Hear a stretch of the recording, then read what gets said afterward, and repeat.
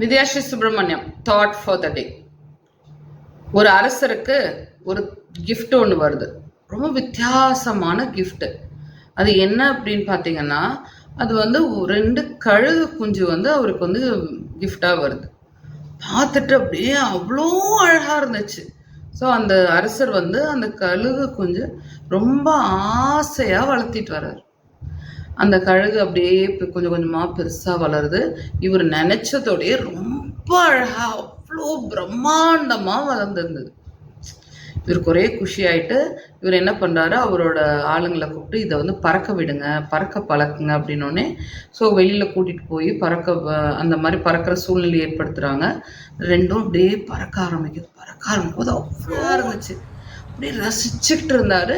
அப்போ வந்து அப்படியே பறந்துக்கிட்டே இருக்கு. திடீர்னு பார்த்தீங்கன்னா ஒரு கழுகு மட்டும் வந்து மரத்து மேலே ஒரு பிரான்ச்சில் வந்து உட்காந்துக்குது, இலையில வந்து உட்காந்துக்குது. இவர் ஏன் ஒன்று மட்டும் பறக்குதே அப்படின்னு பார்த்துட்டு இருந்தார். அப்புறம் அது இன்னொன்று வந்து ரொம்ப தூரம் பறந்துட்டு ரொம்ப அழகாக வந்து திருப்பி வந்துடுது. அப்போ அரசருக்கு தோணுது, ஒன்று நல்லா பறக்குது, இன்னும் நல்லா பறக்கலையோ அப்படின்னு ஒரு சின்ன சந்தேகம் வந்தது. ஏன்னா ரெண்டுமே ஒரே மாதிரி சைஸில் ஒரே இதாக தானே இவர்கிட்ட வந்தது. ஸோ ஒரே வளர்ச்சி தான் வந்துருந்தது. அப்புறம் 2-3 நாள் ட்ரை பண்ணுறாங்க. ட்ரை பண்ண என்ன ஆகுது அப்படின்னா, ஒன்று மட்டும் ரொம்ப தூரம் பறந்துட்டு அப்படியே வருது. ஒன்று வந்து சீக்கிரமாக வந்து அந்த கிளையில உட்காந்து.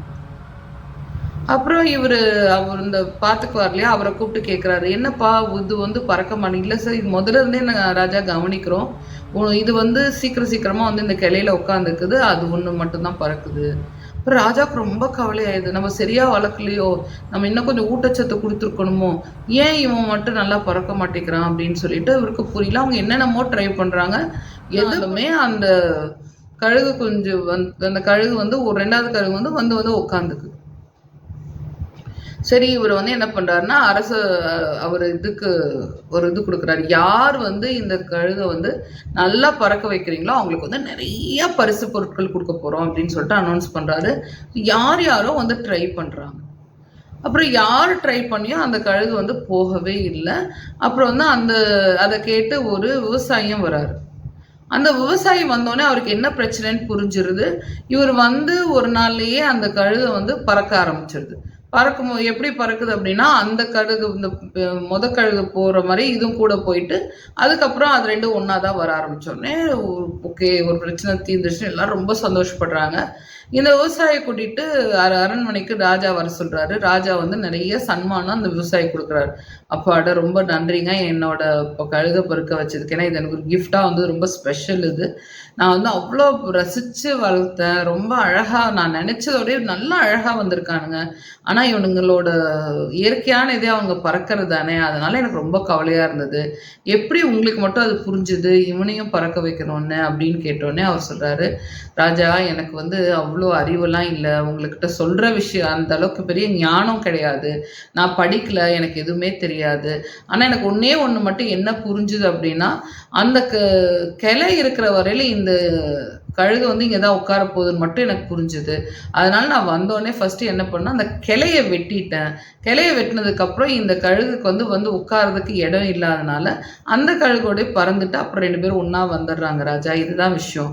எனக்கு உங்களுக்கு சொல்கிற அளவுக்கு பெரிய ஞானம் அறிவுலாம் கிடையாது ராஜா அப்படின்னோடனே ராஜா சொன்னாராம், ஆக்சுவலி நீங்கள் ஒன்றுமே இல்லைன்னு சொல்லிட்டு நீங்கள் பெரிய ஞானத்தை கொடுத்துருக்கீங்க. நீங்கள் சொன்ன விஷயங்களில் உள்ள அர்த்தங்கள் நிறையா இருக்குது அப்படின்னு சொன்னாராம். இந்த கதை நமக்கு புரிஞ்சிருக்கும்னு நினைக்கிறேன். நம்ம வீட்லேயும் சில குழந்தைகள் சக்ஸஸ்ஃபுல்லாக வரல அப்படின்னா அதுக்கு காரணம் நம்ம வந்து அவங்களுக்கு ஒரு கம்ஃபர்ட் பொசிஷன் கொடுத்துக்கிட்டே இருக்கோம். அவங்க எவ்வளோ தூரம் போனாலும் அந்த கம்ஃபர்ட்டுக்கு திருப்பி வராங்க. எப்போ நம்ம அந்த கம்ஃபர்ட்டை கட் பண்ணுறோமோ அப்போ வந்து அவங்க வெளி உலகத்துக்கு போக ஆரம்பிச்சிருவாங்க.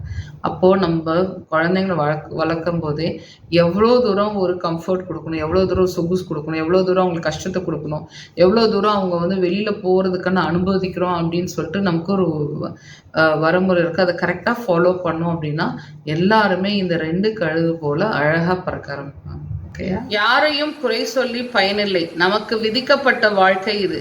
போர்க்களத்தில் எதிர்த்து நிற்கணுமே தவிர உடைந்து விடக்கூடாது. வழி உங்களுக்கு தேவையானதை கற்பித்த பிறகு அதுவாக உங்களை விட்டு பிரிந்துவிடும், கவலை வேண்டாம். வாழ்வில் சாதனை படைத்தவர்கள் எல்லோருமே சோதனைகளை கடந்து வந்தவர்கள்தான். சோதனைகள் இல்லாமல் சாதனைகள் இல்லை. காலம் ஏமாற்றம் அடைந்தவர்களுக்கு நல்ல மாற்றத்தையும், முயற்சித்தவர்களுக்கு நல்ல முடிவையும், நம்பிக்கை கொண்டவர்களுக்கு நல்ல வழியையும் நிச்சயம் தரும். பயம் வேண்டாம். இது அசோக் கரூர்லேருந்து அமிச்சாரு. நன்றி அசோக்.